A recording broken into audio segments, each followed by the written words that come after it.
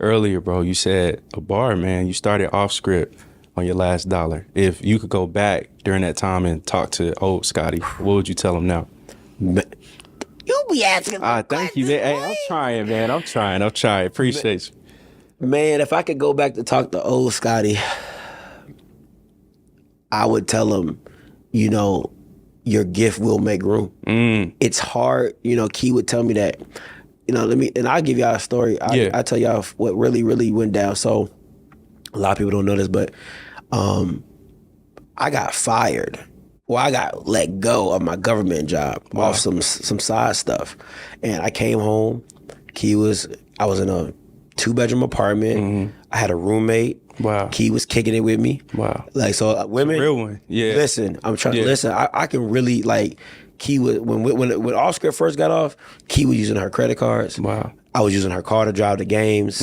She was paying for stuff, you know what I'm saying? Because I didn't have it like that. Like, I lost my job, you know what I'm saying? And I was only making like $500-$600 off YouTube, and I had like disability money from the military. So my rent was $400, thank God, because I was splitting it with a roommate. Wow, yeah. So I was literally like, we was getting it, and Key was making the bank. Now she don't work. Wow. Hey. You know what I'm saying? Now she don't work. And I'm proud to say that, and she don't probably never have to go back to work. You know what I'm saying? Because, you know, she's put just as much sweat equity in this as I have. Yes, sir. But so, you know, when they say behind every strong man is an even stronger woman, is because when I came home and I told her, hey babe, like, I gotta leave my job. She was like, God said YouTube is your thing. And for me, it's like, I ain't even making no money yet. You know, but my man, that's she's seeing she's saying me, I'm saying I ain't got the money. Best. You know what I'm saying? And she's like, no. I was like, baby, you sure I can? Because I can go out. Because we were trying to move to Atlanta, and I was trying to find another job, and whatever was going to help us get to our goal to get back to Atlanta. To move there, because I was in Columbia, South Carolina at the time. You know what I'm saying? I was going to do that, and she was like, no, like, God said, like, YouTube that's what YouTube, go do YouTube. And bro, when I tell you the next day, like, I woke up and was doing like 3 shows a day. He was getting it, 3 shows a day, nonstop, getting it. And then, what was that, March, babe? That was October. October, but when did the media deal come in?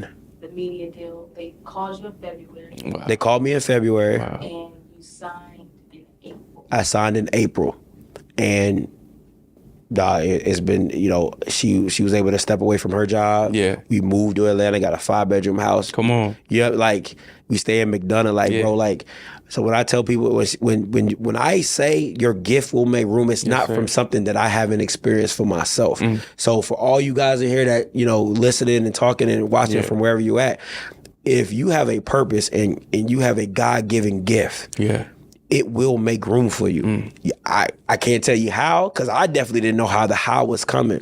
But it happened. And I'm a testament to that. So what y'all doing, and if you like, oh man, I don't know if it, listen, bro, if you feel it and you feel like this is what I'm supposed to be doing, it will make room for you. So I'll tell that to anybody, and that's my story. So I was Scotty, $1,000 a month, you know what I'm saying, barely getting it, but you know, now I make good money, you know what I'm saying, I take care of my girl, and we're looking to keep growing this thing, man, keep prospering. Bishop Scotty J's, man. Hey, he feeding us, bro. He feeding us, man. Yo, media deal, that's fire. Consultations, you don't have to do that. And man, seeing you giving back, you know, charging, of course, but I'm like, yo, Scotty, he can keep all the secrets to himself, but instead giving information to fellow creatives. How has this whole consultation experience been for you? If you know, talking to people who's trying to start, whether it's a podcast, YouTube channel, whole nine, how's that been for you? Man, it's been a blessing because I remember getting into this space. Cut was my mentor. Like literally, Cut Day was my mentor. He walked me hand in hand through this YouTube space of how to be hot, how to be relevant, what to do, how to do it, your thumbnail, all that. He walked me through that, and I wouldn't be where I'm at now if not for Cut holding my hand and walking me through it. So for me, it's like, that's the least I can do is give back. You know, I've been giving back before I was charging people. I was doing it for free. And all you YouTubers in the black, you know who you are, okay? Scotty said, "Give me my credit." You know, that's all I ever asked for. Respectfully. That's all I ever. Every call-in show, you know who you got it from, because you know who you had to call. Let's not play this game. So I've been giving back for so long. I just never charged because I feel like Cut didn't charge me. Yeah. So I'm not going to charge them. But at my time was just, it's valuable, bro. It started getting, people started pulling on me in different directions. And, people like, when you start doing stuff for free, people always think that they can always come back to you whenever they want. And take advantage of it. So, if you really want to know, if you really want to, you'll pay $60 to talk to me for 30 minutes. It's probably going to be 50 because I just like talking. That's love. You know what I'm saying? Yeah. So it's just who I am. So, if you really want to know, $60, or if you want to be on an hour call, I believe it's $80. You know what I'm saying? Yeah. Something like that. It's not crazy. Take advantage of that, y'all, please. You know what I'm saying? Yeah. So it's just, telling them how I did it, how you should do it, and just marketing it accordingly. You know what I'm saying? And Gary Vee says it all the time. He's like, I could give out free gems all the time. Don't mean people going to do it. OffScript Network, bro. So you went from media personality to now mogul. What sparked that whole thing of just saying, you know what? OffScript is cool, but it's time to expand this thing. Man, I started seeing people that I'll be on YouTube, and I'm like, man, this person got 100 subscribers and they're good. Yeah.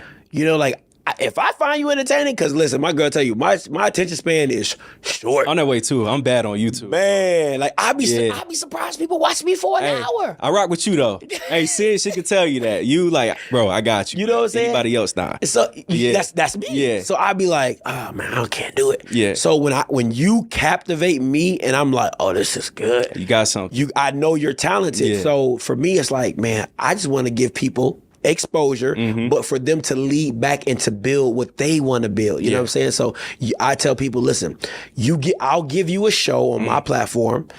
You'll take some of my audience and you can be like, man, I like this dude. Yeah. And you send it back to wherever you want it. That's what's up. Promote whatever you want to promote on your thing, because at the end of the day, is that I'm trying to make this thing as a Fox Sports to where it's undisputed. Yep. It's Speak for yourself. And all those, different shows and stuff like that. Because, you can get tired of Scotty. Yeah. You could probably love being Kofi on Mondays. Yeah. Or you like, man, I really just mess with Scotty and Blue on Thursdays. Yeah. Or, I like him and Mike Reed on Wednesday. Yeah. So, but if I can add those other shows and add in my girls show and stuff like that, it makes you have to come back to OffScript for some type of reason. Even if it's like, I'm not messing with Scotty, I like Key's show. I like, Rocky's show. I like these shows. So just trying to be more diverse in how I'm promoting the product. Yeah. And then really taking a step back. And I like, man, being producer is nice. Yeah. Sitting behind the scenes and not having to be cool. It's just like, oh man, this is nice. Okay, and saying I ain't gotta be perfect. Yeah. So I enjoy that. But I like that you said mogul for me. And I told Key, I said my goal is to be what Tyler Perry is to BET Plus. Yeah. I want to be, if ESPN Plus comes to me, it's like, yo, Scotty, we want the whole slate. All right, but I want to be the content and I want to be the producer and executive producer. Like, I want all that. You know what I'm saying? Because you're going to build, ESPN Plus is going to be built off of me. You know what I'm saying? So that's how I'm seeing it. That's how I'm trying to grow it. And that's how I'm trying to, like I said, get underneath the umbrella so you don't get rained on. So if I take you with ESPN, that means that comes with some ESPN money. Now, if you was doing a 9-to-5 and you getting paid $2,000 to do a show once a week. Come on. Everybody eats, huh? Everybody eat. You know what I'm saying? What's paid in full? Paid in full. Everybody got to eat. That's it. You know what I'm saying? Come on. So, but that's my mindset, because I feel like, and who I am, I'm that loyal. Like, if you rock with me, I'm gonna rock with you. That's and wherever, and if it's Mike, if it's Kofi, if it's Blue, if it's Rocky, like of course my girl, she with me, you know what I'm saying. But whoever believes in the vision, I'm like, yo, wherever I go, you're coming with me. That's hard. You know what I'm saying? So that's how I feel. Scotty, man, you killed this. Very last question, bro. Where do you see OffScript, the network, media, you and Key, yourself as a man within the next 5 to 10 years? Let's go 5, because I don't, 5, 10, whew, that's, okay. Hey, we'll stay with 5. Yeah, 5, in 5, and I probably thought 10, but 5 for right now, for me, is like, establishing the OffScript network, and being the number one source of HBCU content. You know what I'm saying? Trying to get down to that D2 level, trying to get that D1 level on Lock, MEAC, SWAC, and things like that. Becoming an opportunity for young talent. You know what I'm saying? Like that's the thing is like we gotta own what we have to give back to our own people. Have to. You know what I'm saying? You told me earlier, I couldn't be me at CNN. I couldn't be me at wherever you wanted to go. But now you can allow somebody else to be them underneath of you. Because you know what that felt like being restricted. You know what that felt like not being you. So you being able to be a blessing to somebody else to see their talent and see it grow and prosper. You know what I'm saying? It's like, man, if I didn't have this opportunity, where would they have gotten this from? So for me, that's what I want OffScript to be, a beacon for talent, for content creators, for they can be like, man, shoot, I'm trying to be on Scotty's, you know what I'm saying? Like, I'm trying to be on OffScript. Come on. So that's what. So 10 years from now, I want to be either my own network or be partnered with a ESPN or Fox, to where it's like I own the HBCU space. Like it is a mainstream media of HBCU sports. Because think about it like this: where can you turn to right now and watch a debate show about HBCU media or HBCU sports? That's a good point. There's no HBCU type first take. There's none. Yeah, that's an excellent point. They talk about they'll talk about baseball before they talk about HBCU sports. That's true. And hockey. And hockey. You see what I'm saying? Yeah. And we probably outdraw all that. You know what I'm saying? So to me, it's like owning that space and being think about it. What other YouTube has programming? Yeah, he's coming with receipts. You're right. I can't think of it off the top of my head. HBCU game, they don't even got programming. And they've been around for 10 years and they got all that little fancy stuff. And Mondays you can catch me. Wednesdays you can catch me. Thursdays you can catch me. Set shows too. Set shows with set times, with and set themes. Yeah. And I got my own theme song. Yeah. And co-host too. And co-host. A lot of logistics, bro. You see what I'm saying? And calling. Yeah. Hey, we keep going. But you know what I'm saying? So it's you have to think it. It goes back to the SWAC. If you don't have the vision for it, I can't bring nobody else along with me. Glass ceiling, because it's a glass ceiling. But the vision that God has given me for OffScript and what it's supposed to be, I feel like Dion right now. Brother, hey, baby dog. Hey, God calls you, bro, and you had to pick up. You know what I'm saying? Yeah.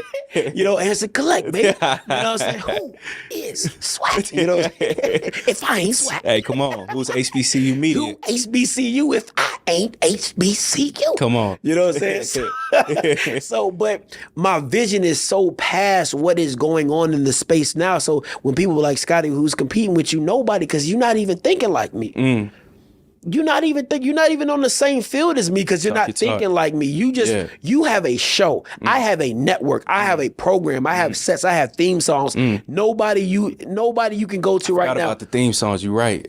Dang. Every show I have has a theme song. You see what I'm saying? Because that's me showing and promoting myself as my own entity. Like I'm separating myself from everybody else because you can't do it like me. And if you try to do it like me, everybody's gonna be like, you trying to be like Scotty. You trying to be like Scotty. Yeah. And when you set the tone and you set the pace in this race, you always gonna be trying to catch me. Man. You see what I'm saying? So my vision has always been that I wanted to have an OffScript network, OffScript TV. You know what I'm saying? It's always been my vision. Yeah. So for me, it's like, for the 10 years, it's like, I want people to be like, man, like, Scotty's the standard. Yeah. OffScript is the standard of what you want to see, because I want to have two people debating about HBCU. That's the vision. That's the goal. It's not the end game, but that's where I want to see it. Once it gets to that level to where I can have me and another co-host or me or somebody else debating on HBCUs on national television, on a media show, now we talking. Come on. You know what I'm saying? Now that's the mainstream. You constantly keep getting the exposure that you want. Yeah. And now I'm giving back to HBCUs because why? Now I can go to FAMU's broadcasting. I can go to Morehouse broadcasting. I can say, hey, I'm looking for young up and coming talent that can get on my platform. Have a whole funnel. Come on, man. Yeah. And that's what it's all about, giving back and making this whole thing work. Yeah, that's genius, bro. A Stephen A. soon to come on OffScript.